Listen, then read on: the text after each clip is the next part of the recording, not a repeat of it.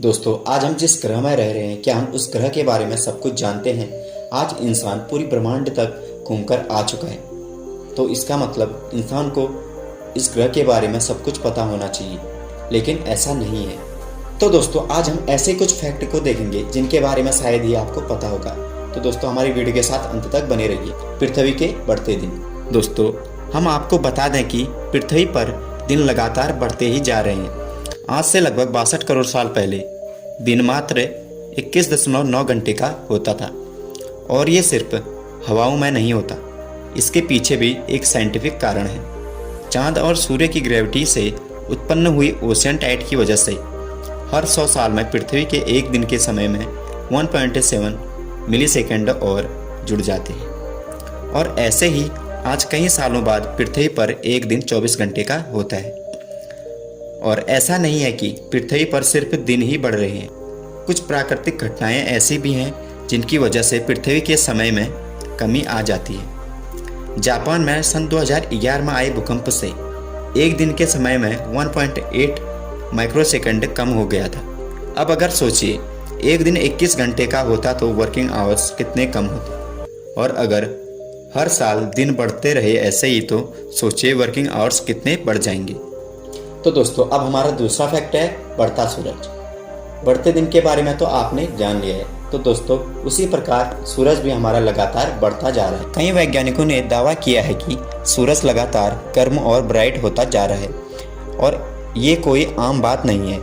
अगले 100 करोड़ सालों में ये इतना गर्म हो जाएगा कि एक ऐसा वक्त आएगा कि पृथ्वी के सारे महासागर सूख जाएंगे, और धीरे धीरे एक ऐसा समय आएगा पृथ्वी पर जीवन ही समाप्त हो जाएगा।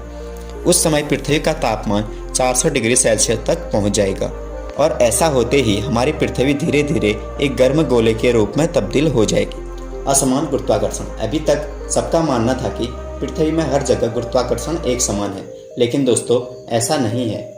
कनाडा में स्थित हडसन बे एक स्थान है जहां पर गुरुत्वाकर्षण बाकी जगहों की तुलना में 0.05% कम है। तो दोस्तों, अब हमारा अगला फैक्ट है कि हमारी पृथ्वी के अंदर 6ठा समुद्र मौजूद है। आज तक आपने दुनिया में 5 समुद्रों के बारे में तो सुना ही होगा, जिसमें से Pacific ocean, Atlantic ocean, Indian ocean, Arctic ocean और अंटार्कटिक ओशियन शामिल है। लेकिन इनके अलावा एक और समुद्र है जो इस सब से इतना बड़ा है कि इन सबको मिलाने पर भी उसकी बराबरी नहीं की जा सकती।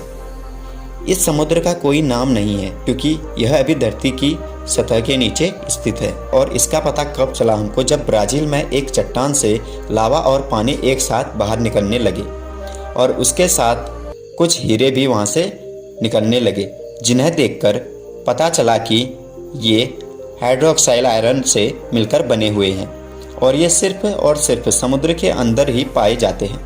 वैज्ञानिकों का मानना है कि ये समुद्र आज से लगभग 3 बिलियन साल पुराना है, और आज भी इसके अंदर सामान्य जीव जंतु नहीं बल्कि अलग अलग प्रकार के प्राणी निवास करते होंगे।